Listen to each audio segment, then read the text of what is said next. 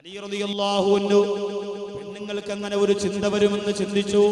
പെണ്ണുങ്ങൾക്ക് അങ്ങനെ വരുമല്ലോ. അല്ലാഹുവിന്റെ ഖുർആനിൽ ഒരു മഹദിയുടെ ചരിത്രം പറയുന്നുണ്ട്. ബീവി ആസിയ ഇസ്ലാമിന്റെ ശത്രുക്കളുടെ ചവിട്ടേറ്റുകൊണ്ട് ചുട്ടുകൊള്ളുന്ന മണലാരണ്യത്തിൽ നെരിവിരി കൊള്ളുമ്പോ ലോകത്തിരുന്ന് വിട പറയാൻ പോകുന്ന ആസിയ റളിയല്ലാഹു അൻഹ ശരീരത്തിന്റെ ഒരു ഭാഗത്തോട് ചുട്ടുപടിപ്പിച്ച കമ്പി കടത്തിയിട്ട് മറുഭാഗത്തോടെ വലിച്ചൂരിയെടുക്കുമ്പോ ആ മണലാരണ്യത്ത് കടന്ന് നെരിവിരി കൊള്ളുന്ന ആസിയ റളിയല്ലാഹു തആല അവസാനം അല്ലാഹുവോട് ചോദിച്ചതെന്താ? എന്തെല്ലാം ചോദിക്കാനുണ്ടായിരുന്നു, എന്തെല്ലാം ആവശ്യപ്പെടാനുണ്ടായിരുന്നു. പക്ഷേ ആസിയ റളിയല്ലാഹു അൻഹ ചോദിച്ചതെന്താ? റബ്ബി ബിനിലി ഇൻദക ബൈതൻ ഫിൽ ജന്ന. അല്ലാഹുവേ, നിന്റെ സ്വർഗ്ഗത്തിൽ ഒരു ഭവനം നീ എനിക്ക് തരണമേ അല്ലാ. ആർത്തിയുള്ള ആഗ്രഹം നമ്മളെ നശിപ്പിക്കും. എത്രയോ പേര് വെച്ച വീടിന്റെ അകത്തൊന്ന് കിടക്കാൻ കഴിയാതെ പോയതാണ്. വീട് ഒരു തീരുമാനമാണ്, റബ്ബിന്റെ തീരുമാനമാണ്. വീടൊരു ബറക്കത്താണ്, ഒരു അലങ്കാരമാണ്. അത് അല്ലാഹുവിന്റെ തീരുമാനം പോലെ നടക്കും. നമ്മളൊന്ന് ചെറിയ ഒരു പരിശ്രമം നടത്തിയാ മതി. ആർത്തി പോണ്ട് എടുത്തു ചാടല്ലേ, അപകടത്തിന്റെ പടുകുടിയിലേക്ക് ചെന്ന് വീടല്ലേ. റളിയല്ലാഹു അൻഹു പറഞ്ഞു, ഫാത്തിമ, അതുകൊണ്ട് ഞാനൊരു കാര്യം പറയട്ടെ. നിനക്ക് വീട് വേണമെന്ന് നീ പറഞ്ഞില്ലെങ്കിലും അല്ലാഹുവിന്റെ റസൂലിനെ ഒരുപാട് സ്നേഹിക്കുന്ന ഒരു സഹാബിയാണ് നുഐമാനുൽ അൻസാരി റളിയല്ലാഹു അൻഹു. അവർക്ക് 2 വീടുണ്ട് ഫാത്തിമ.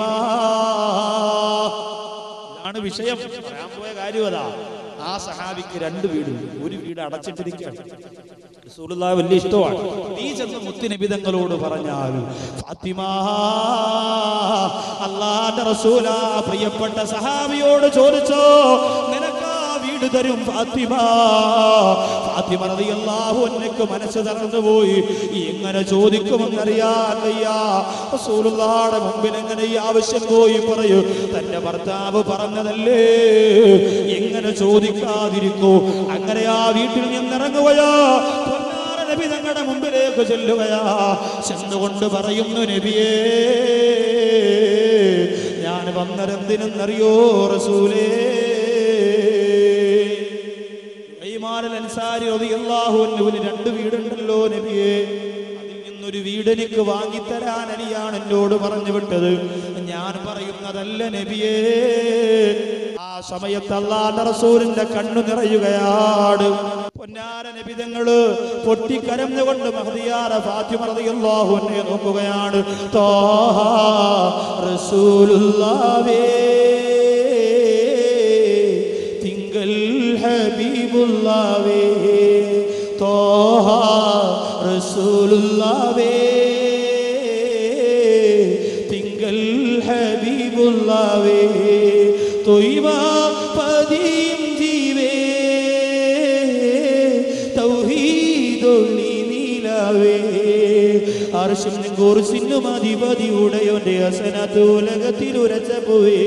അർശിനും കുർസിനും അധിപതിയുടയോന്റെ ഹസനത്ത് ഉലകത്തിൽ ഉരച്ചപ്പോവേ. ത്വാഹ റസൂലുള്ളാഹി തിങ്കൽ ഹബീബുള്ളാഹി. അല്ലാഹുവിന്റെ റസൂൽ പറയുന്നു, ഫാത്തിമ, എനിക്ക് ലജ്ജയുണ്ട് ഫാത്തിമ. പൊന്നുമോളെ, സ്വർഗ്ഗത്തിന്റെ കൊട്ടാരത്തിൽ നിന്ന് കിടപ്പോ ഈ മുഹമ്മദിന് കഴിയും ഫാത്തിമ. ഈ ലോകത്തൊരു പെണ്ണും കിടക്കാത്ത സ്വർഗീയ മാളികയിൽ നിന്നെ കിടത്താൻ എനിക്ക് കഴിയും ഫാത്തിമ. പക്ഷേ ഞാൻ മനസ്സ് വെക്കാത്തത് കൊണ്ടാണ് നമുക്കത് വേണ്ട ഫാത്തിമ.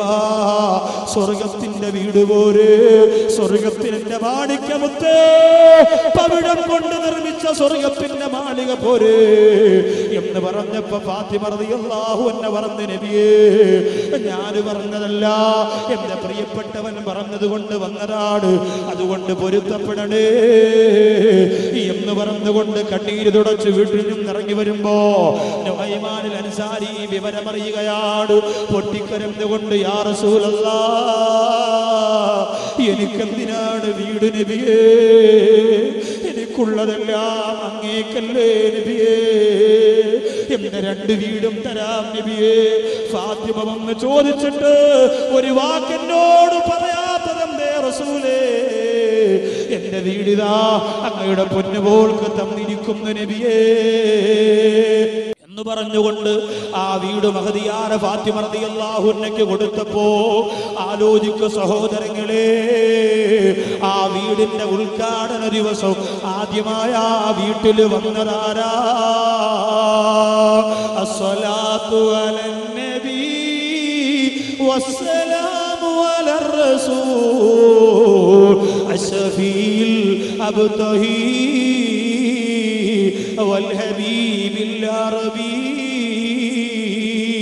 ഉദ്ഘാടനം ചെയ്ത വീട്ടിന്റെ അകത്തിരുന്നൊരു 10 സലാത്ത് ചൊല്ലാ മനസ്സ് വരാത്ത യുവത്വമേ, അത് നാണക്കേടാണെന്ന് കരുതുന്നവര് ഹബീബിന്റെ പേര് പറഞ്ഞുകൊണ്ട് 10 മദ്ഹ് പാടാനും പറയാനോ സമയം കണ്ടെത്താത്ത എന്റെ പ്രിയപ്പെട്ടവരെ, അല്ലാഹുവിന്റെ റസൂൽ മഹദിയായ ഫാത്തിമ റളിയല്ലാഹു അൻഹ താമസിക്കാൻ പോകുന്ന വീടിലേക്ക് വന്നു.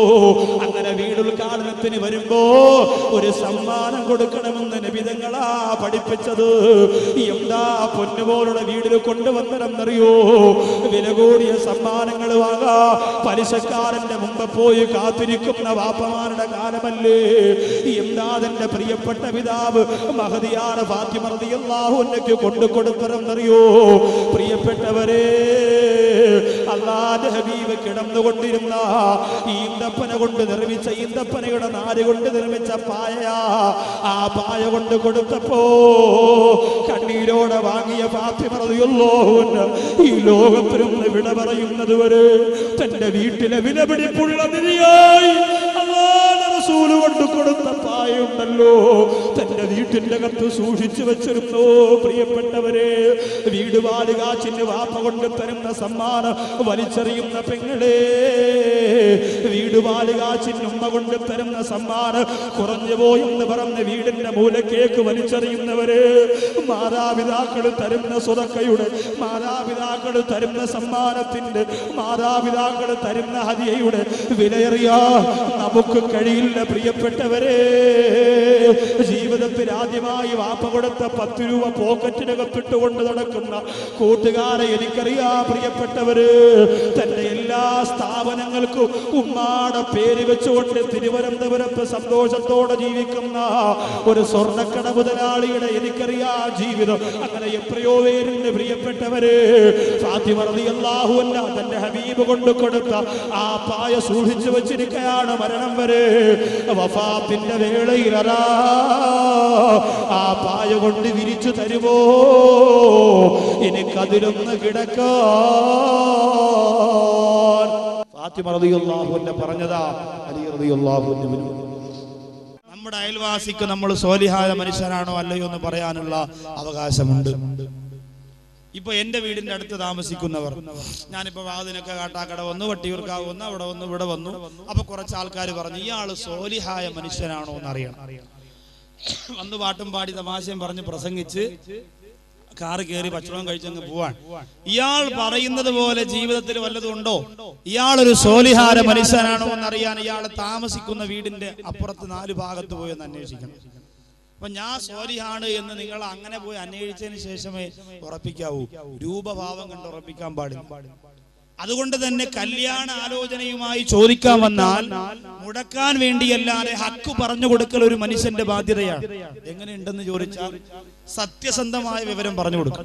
ഇല്ലാത്തത് പറയാനും പാടില്ല, ഉള്ളത് കൂട്ടി പറയാനും പാടില്ല. ചില ചെറുപ്പക്കാർ പൈസയും കൊടുത്ത് ജംഗ്ഷനിൽ ആളെ നിർത്തിയിരിക്കുക. കേൾസു മറ്റേ നമ്പർ വരണ വണ്ടി വരാണെങ്കിൽ നിങ്ങൾ പിടിച്ച് നിർത്തിയിട്ട് ചോദിക്കുമ്പോൾ സെറ്റപ്പായിട്ട് പറഞ്ഞു കൊടുക്കണം. കല്യാണം നടക്കണേ, നമുക്ക് അടിപൊളിയായിട്ട് 3 ദിവസത്തേക്കാണ് പാർട്ടി സൺഡേ ബുക്ക് ചെയ്തിരിക്കണമെന്ന് പറയും. അപ്പൊ അതുകൊണ്ട് ഇങ്ങനെയും കാശ് കൊടുത്ത ചില ആൾക്കാരെ നിശ്ചയിച്ചിട്ടുണ്ട്. ഇതിലൊന്നും പെടാതെ എന്റെ സഹോദരങ്ങളെ, ഉമർ ഇബ്നുൽ ഖത്താബ് റളിയല്ലാഹു അൻഹു പറയുന്ന അയൽവാസികൾ പറയണം, ഹക്ക് പറഞ്ഞു കൊടുക്കും. ഇപ്പൊ എന്നെ സംബന്ധിച്ച് എന്റെ വീടിന്റെ അപ്പുറം ഇപ്പുറം താമസിക്കുന്നവർ പറയണം, സ്വാലിഹായ മനുഷ്യനാണ് നിന്നെ കുറിച്ച് പറഞ്ഞെങ്കിലേ ഞാൻ സ്വാലിഹായ മനുഷ്യനാകൂ. ഇല്ലെങ്കിൽ എത്ര സ്ഥലത്ത് പോയി വാതു പറഞ്ഞാലും എത്ര ദിവസം പറഞ്ഞാലും ഞാൻ സ്വാലിഹായ മനുഷ്യനല്ല. ഉറപ്പാണ്. നിങ്ങൾ ചിന്തിച്ചു നോക്കിയ, നിങ്ങളുടെ വീടിന്റെ അടുത്ത് താമസിക്കുന്നവർ നിങ്ങളെ കുറിച്ച് അവരോട് ചോദിച്ചാൽ അവരെന്ത് പറയും? അഭിപ്രായം ആലോചിച്ച് നോക്കി. ഒരു വിശ്വാസിയെ സംബന്ധിച്ചിടത്തോളം നല്ലത് പറയണം. ഇപ്പൊ ചെറുപ്പക്കാര് പറയും വലിയ തിരക്കേടില്ലാത്ത അഭിപ്രായം പറയും, അപ്പുറത്തെ താത്ത കുഴപ്പമൊന്നുമില്ല. അങ്ങനത്തെ അഭിപ്രായമല്ല. നിങ്ങൾ ഉദ്ദേശിക്കുന്ന രീതിയിൽ ഞാൻ കുഴപ്പമില്ല, അവൻ ചെറുപ്പക്കാരൻ, അവൻ നല്ല പയ്യനാണ്, മോട്ടോർ കേടാവുമ്പോൾ വരും, പുതിയ CD ഗ്യാസിൻ്റെ ഇട്ടി അപ്പോഴേ കൊണ്ടുതരും, ഇവിടെ എന്ത് വിളിയേട്ടാ അപ്പോഴേ ചാടി ടറച്ച് മതിൽ ചാടി ഇവിടെ വരും, എന്താവശ്യം ഉണ്ടെങ്കിലും ഇവിടെ സഹകരിക്കും. അങ്ങനത്തെ ഒരു സഹകരണമല്ല. യുവാക്കളും യുവതികളും തമ്മിലുള്ള ആ ഒരു സ്നേഹബന്ധം അത് എല്ലാ സ്ഥലത്തും ഉള്ളതാണ്. വികാര വിചാരങ്ങൾക്ക് അടിപ്പെട്ടുകൊണ്ട് അങ്ങനെ ഒരു ബന്ധമുണ്ട്. അതിനപ്പുറം എൻ്റെ പ്രിയപ്പെട്ടവരെ, ഒരു അയൽവാസ ബന്ധമെന്നുള്ള നിലയ്ക്ക് ഒരു സഹകരണം ഒരു വിശ്വാസിയുടെ ബാധ്യതയാണ്. അതില്ലാത്തവന് വിശ്വാസി എന്ന് പറയാൻ കഴിയില്ല. അങ്ങനെ ഒരു ബന്ധമുണ്ടോ എങ്കിൽ നിങ്ങൾക്ക് സ്വാലിഹായ മനുഷ്യനാണെന്ന് പറയാൻ കഴിയുന്നതാണ്. എന്റെ മുമ്പിൽ വന്നിരിക്കുന്നവരെ, പടവങ്കോട് പള്ളിയുടെ പവിത്രമായ മുറ്റത്ത് വന്നിരുന്ന് ഈ നസീഹത്ത് കേൾക്കുന്നവര്, നമ്മുടെ വീടിന്റെ അപ്പുറവും ഇപ്പുറവും താമസിക്കുന്നവര് നമ്മളെ കുറിച്ച് നല്ലതെന്ന് പറയുമോ? ആണുങ്ങളെ കുറിച്ച് പറഞ്ഞാലും പെണ്ണുങ്ങളെ കുറിച്ച് പറയാൻ വലിയ പാടാ. ഓ, അവളാണ് അയാളെ അങ്ങനെ ആക്കിയെടുത്തത്, അല്ലോ വരച്ച വരയില് നിർത്തി, നല്ലൊരു മനുഷ്യനായിരുന്നു, അയാളെ പാഴിക്കളഞ്ഞു എന്ന് അയൽവാസികൾ പരസ്പരം പറയും.